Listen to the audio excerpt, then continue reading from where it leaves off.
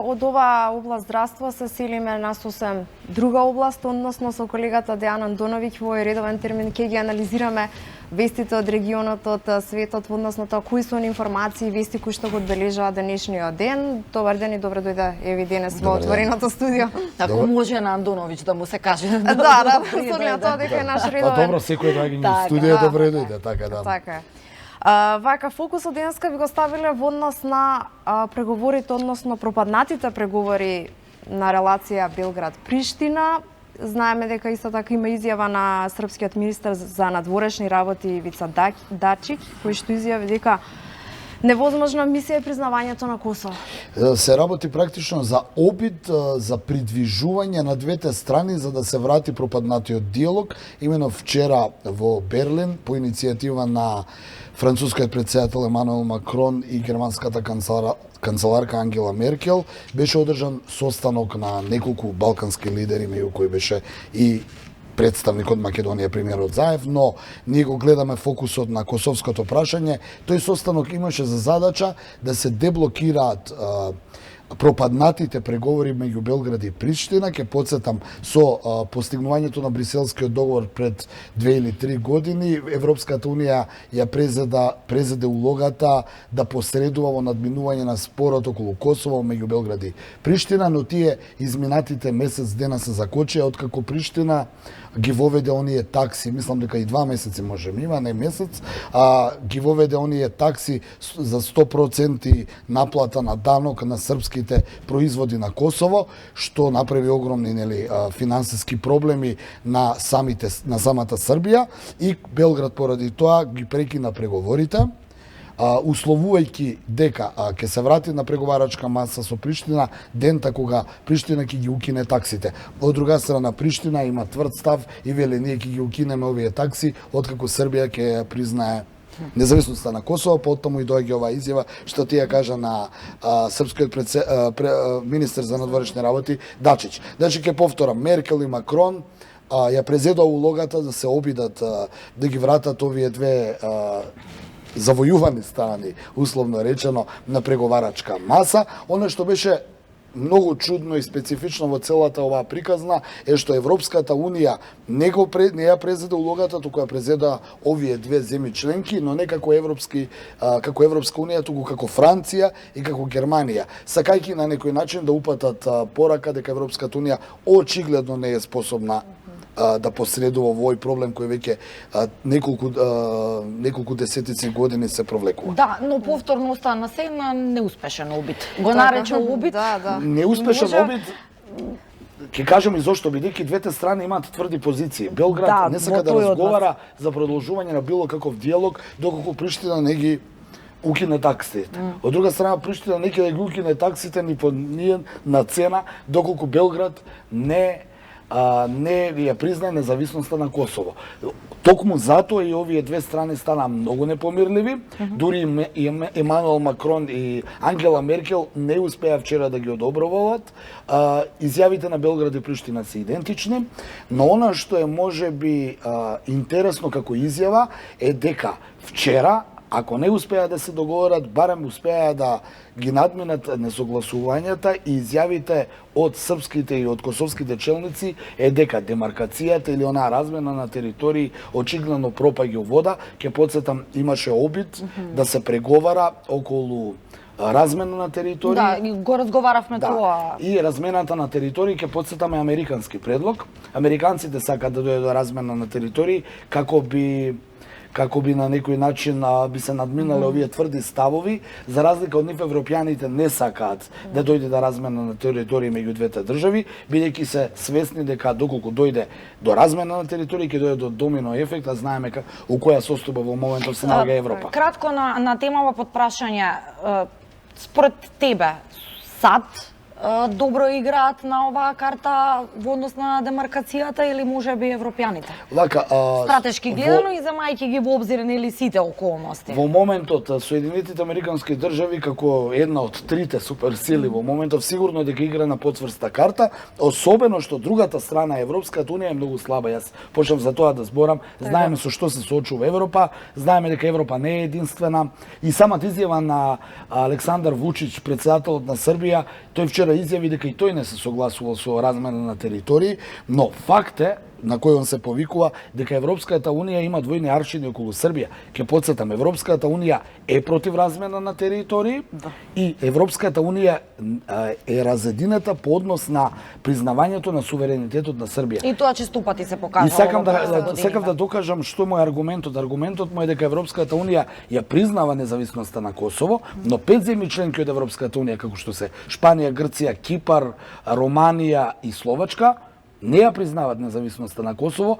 потаму ја признават целовитоста на Србија. Така да Европската унија како Европска унија има двојни аршини околу признавањето на територијалниот интегритет и суверенитет на Србија. Оттаму и Вучич сметал дека можеби американскиот предлог за размена на територии ќе доведе до некое подобрување. Но очигледно ниту американскиот предлог, ниту европскиот предлог засега не може да помине, бидејќи двете страни се тврдоглави во своите настојувања. Ќе потсетам, не ќе да ги укинат таксите косоварите, од друга страна Белград не ни помислува да ја признае независноста на... Да видиме што ќе се случи понатаму. Следниот состанок, само сакам да докажаме, дека е закажан и следен состанок, тој ќе биде на 2 јули, кога веројатно во меѓувреме нешто ќе се обидат западните сојузници да успеат да ги убедат.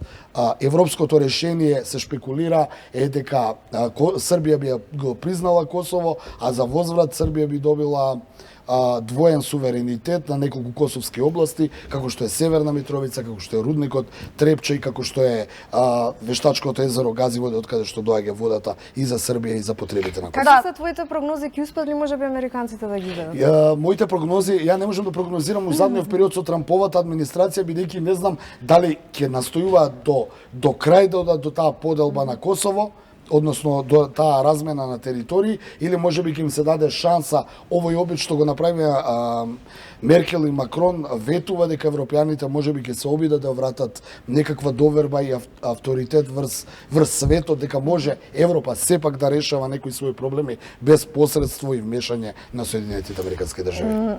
Во ред, Андоновиќ, ќе прелетаме од теми на теми, сега одиме на светот, но она што е многу интересно во Шпанија. Ултрадесничарите влегува во парламентот. Се пишуваше многу и се анализираше, особено во светските медиуми. Изненадување или не?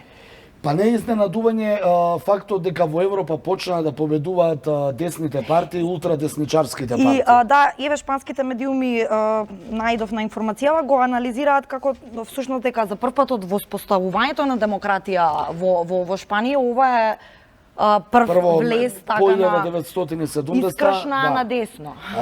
По 1970 за оние кои нели знаат, оние кои не знаат, еве ќе објасниме, до 1970 година на власт во Шпанија беше диктаторот Франко, кој ќе потсетам беше од страната на нацистите во Втората светска војна, кој преживеа и успеа до 1970 да биде на власт. На власт во Шпанија, во европска Шпанија до 1970 беше воена хунта предводена од Франко. Од тогаш до денеска колку години помина, ова е прво влегување на ултрадесничарска партија, таа го носи името Вокс, односно Глас.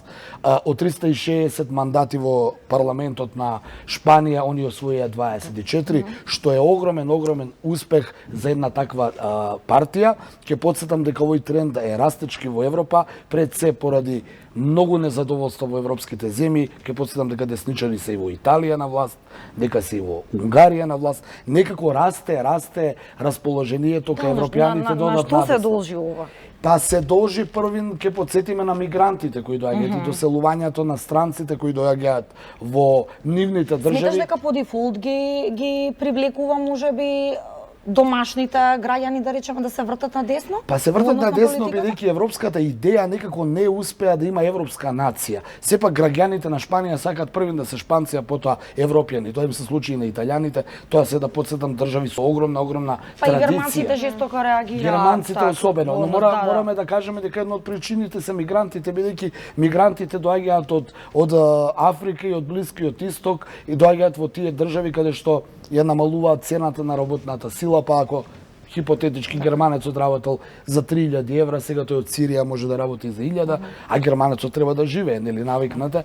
Така да раснат тие антимигрантски, тие десничарски тоа десничарско расположение во Шпанија особено е изразено и тоа што за прв пат после подолго време веќе нема дуопартизам, значи социјалистите победија, меѓутоа и Подемос е втората партија.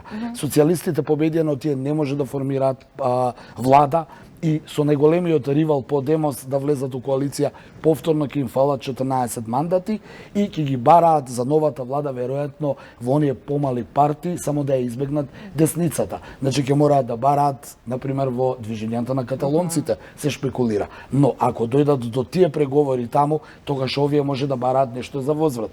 Се за да се сузбие таа екстремна десница која се заканува буквално да го фашизира шпанското општество, а потоа и некои други општества во Европа. Сега се европски избори, ова е само доказ какво е расположението на европјаните и проценките дека можеби се шпекулира, но се фаворизираат десните партии дека на овие европски избори ќе победат и ќе влезат во Европскиот парламент. Сега од Шпанија се селиме во Венецуела, таму исто знаеме дека веќе подолго време е тензично. А најновото е она дека всушност лидерот на опозицијата Гуидо тргна да ја руши власта со група војници, дури објави снимки од воени бази, ако не се лажам. Да, но последната информација е дека со солзавец биле растерани од страна на полицијата. А Гуидо Воен пуч? Гуидо се обидува најверојатно според она што можев да го видам овие 2 дена, даисценира и да ги убеди венецуелците дека армијата сепак стои за него, бидејќи тоа се држави, латиноамериканските држави се држави каде што армијата, односно војската игра голема улога во нивните државни апарати, која има војската, тоја има власта. Мадуро е познато дека ја држеше венецуелската армија под контрола, ке потсетам тоа е сериозно јака сила и најака армија во Латинска Америка.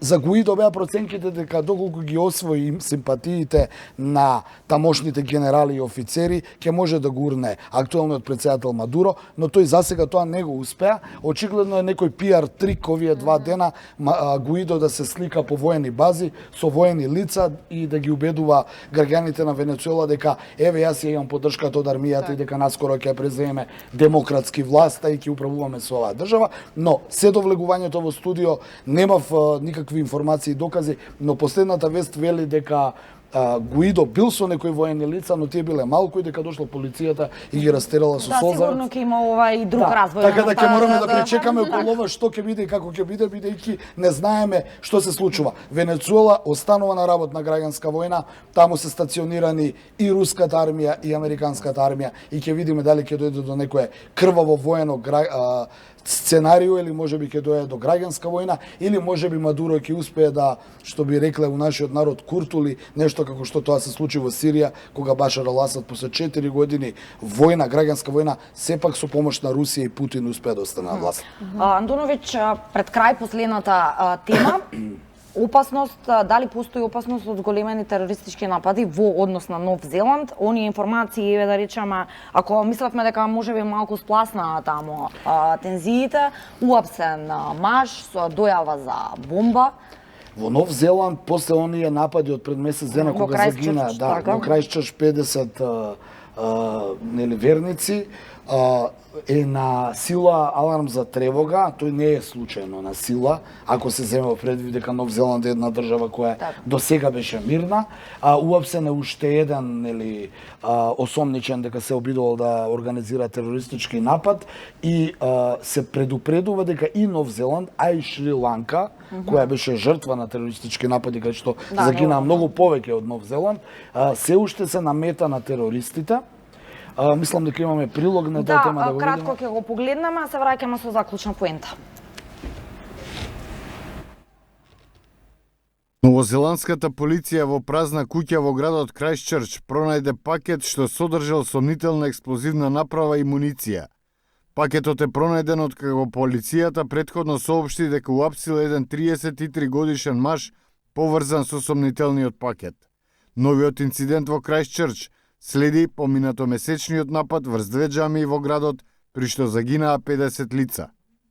Поради сомнителниот пакет, евакуирани се жителите на околните објекти околу празната куќа што се наоѓа во населбата Филипстаун, а на местото на инцидентот се распоредени дополнителни полициски сили.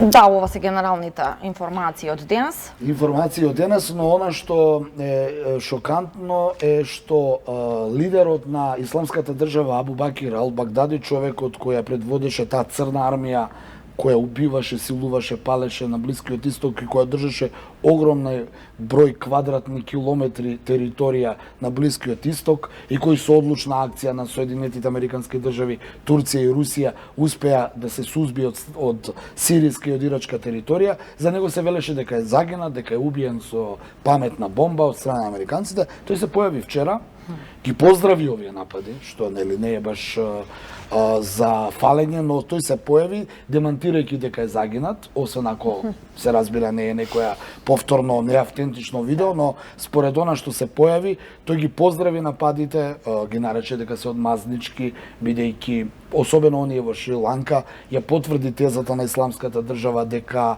нападите во Шри-Ланка, во Коломбо се одмаза за Крајстчърч, но и за империалистичките војни кои христијаните предводени од САД ги водат во Африка и во Соединетите Америки и Азија, и најави нови терористички напади, што е дополнителна тежина, заради тоа се и овие превентивни акции и на новозеландската полиција, но и на полицијата во Шри-Ланка. Но оно што е интересно е дека и Франција имаше аларм изминатите денови, но имаше аларм за терористички напад дека ќе бидат жртва безбедносните сили. Ке потсетам, терористите во изминатиот период во Франција особено, освен цивилни жртви, напаѓаат безбедносни сили пред се француската жандармерија, сакајки да им нанесе голем број на жртви во нивните редови, но и да го исплаши француското општество, кое ќе си каже само тоа, ако можат жандармите кои се елитни полицајци во Франција да бидат жртва на терористи, што останува за нас обичните. Значи во светот повторно се диктира една, би рекол, терористичка закана и терористичка хистерија, луѓето, пред се обичните луѓе да се исплашени, а властите да мораат да реагираат и на најмала дојава, бидејќи никогаш не се знае. Последно е дека и можеби Нотр Дам беше жртва на некој терористички напад и тоа ќе чекаме у наредниот период да видиме што било и како било. Во секој случај светот у наредниот период го очекуваат доста тензии и воени конфликти и судири. Така е, Дејан, ти благодариме за денешната исцрпна анализа. Ние секако се гледаме јутре повторно во овој истермин. Првомајски. Така да, работно. Да го бележиме денот на трудот, да. Да. Тука време ние да се одјавиме, односно со мене со Јана се гледате повторно во 17 часот, а во продолжение следуваат вестите со колешката Кристина Атовска.